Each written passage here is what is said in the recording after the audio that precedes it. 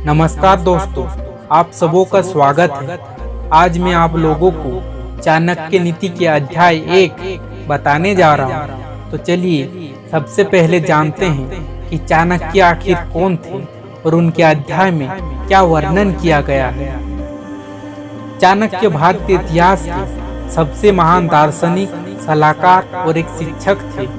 उन्होंने चंद्रगुप्त मौर्य को सत्ता में आने और इतिहास के सबसे महान राजा बनने में मदद की। चाणक्य नीति के प्रत्येक अध्याय में जीवन, दोस्ती, कर्तव्य, प्रकृति, पत्नी, बच्चे, धन, व्यवसाय और अन्य सभी चीजों के बारे में उल्लेख किया गया है, जो हमारे जीवन को सरल बनाकर हमें सफल बनने में मदद करते हैं। यदि आप चाणक्य नीति को पढ़ते हैं या उसका अनुसरण करते हैं तो आपको कोई भी सफल होने से नहीं रोक सकता। आप कभी भी किसी के धोखे का शिकार नहीं होंगे।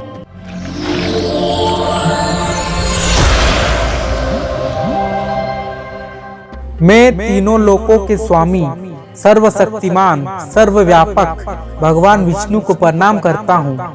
प्रभु को प्रणाम करने के बाद अनेकों शास्त्रों को जमा किए गए इस राजनीतिक ज्ञान का वर्णन करूंगा।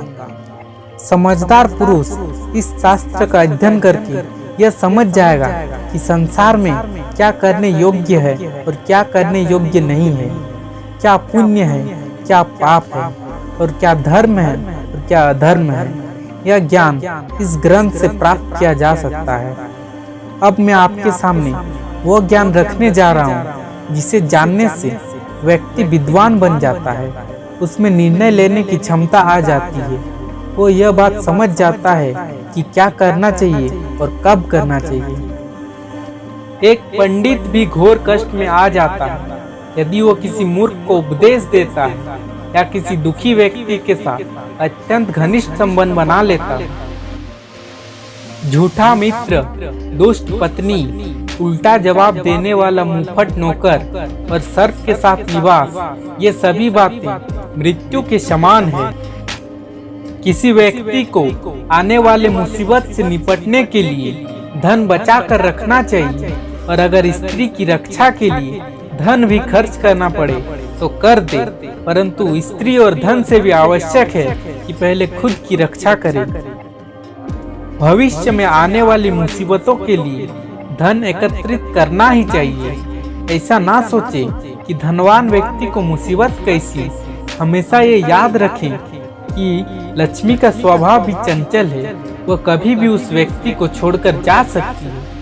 उस देश में निवास ना करें जहां आपकी कोई इज्जत ना हो, जहां आप रोजगार कमा नहीं सकते, जहां आपका कोई मित्र नहीं हो और जहां आप कोई ज्ञान अर्जित नहीं कर सकते। नौकर की परीक्षा तब करें जब वह कर्तव्य का पालन ना कर रहा हो। रिश्तेदार की परीक्षा तब करें जब आप मुसीबत में घिरे हो।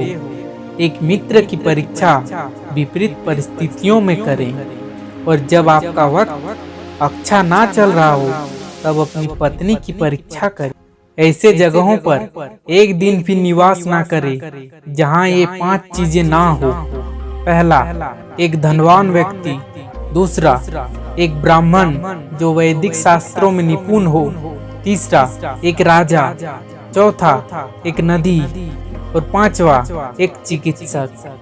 अच्छा और सच्चा मित्र वही होता है जो इन परिस्थितियों में आपको अकेला ना छोड़े। पहला, आवश्यकता पड़ने पर। दूसरा, किसी दुर्घटना में। तीसरा, जब अकाल पड़ा हो। चौथा, जब युद्ध चल रहा हो। पांचवा, जब हमें राजा के दरबार में जाना पड़े।